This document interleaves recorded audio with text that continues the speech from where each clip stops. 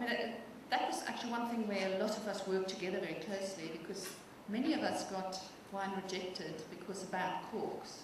And you know when you sometimes smell a wine and it smells like wet cardboard or a wet dog, you know, and we had to reject batches of wine because the cork, you know, sometimes the corks are really good corks and it still happens. So it was purely a quality decision.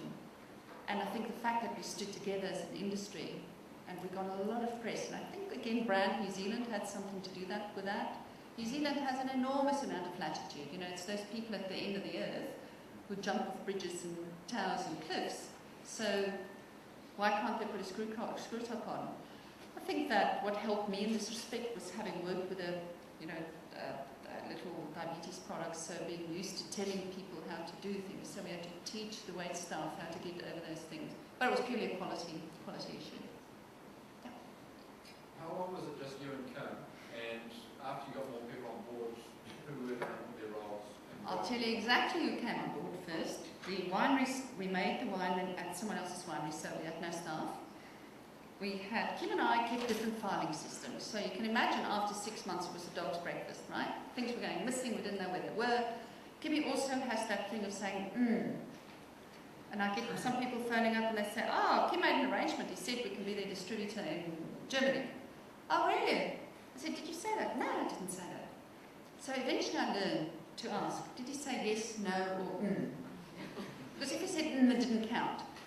So then we got Rebecca Andre, and she came in the beginning of 1998, one day a week to sort out the filing system. She left in September last year. So when did you and Kim start? 1996.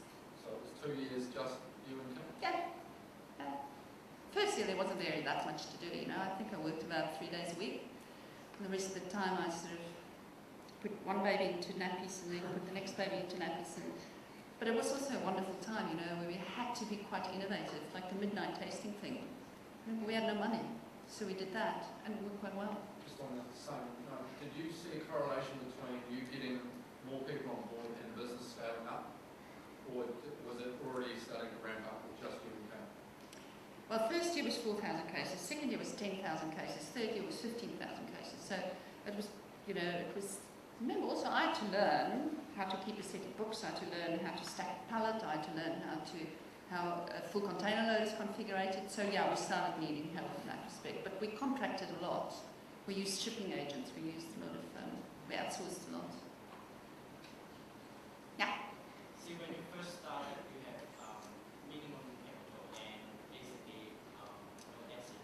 How did you convince like to go over 1 year that you can sell one product?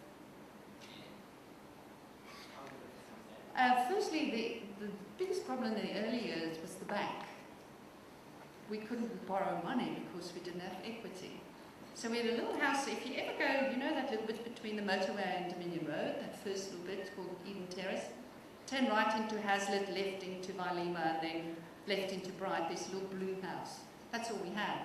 I think we paid, in 1992, we paid $153,000 for the thing, and that's the only equity we had. So it was difficult getting capital, for sure.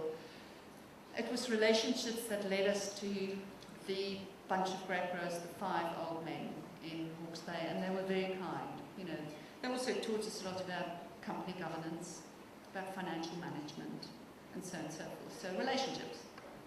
You know. Hi. How did you guys focus on the logistics part? Sorry? How did you guys focus on the logistics? Focusing on the logistics. Ooh, the logistics is very important. You have to have someone who, we outsource a lot, as I said, but it goes from, you know, you have these big tanks as high as this building, right? So you've got to know how many litres are in there, you've got to blend, and then you've got to convert that back to 9 litres, and you've got to keep track of every single thing that you put in there, back down to a bottle, and that is that. But if you start small, it's reasonably easy to make it bigger and bigger and bigger. And there were people who were very experienced with that, so we just outsourced a lot of the shipping, for instance. But it got to a point where we had to have a real shipping person, and by the time Sarah left, she was looking after all the you know, buying all the the dry goods, bottling all the grapes and doing all the shipping. So we were just, we had a small, highly skilled, multifaceted team. And I think that's another secret, is who you take in with you. Don't take big company people because they struggle. Big company people are specialists. They like to do one part really, really well. Whereas I think most of us in this room tend to be generalists. I like to be involved from the vine to invoice.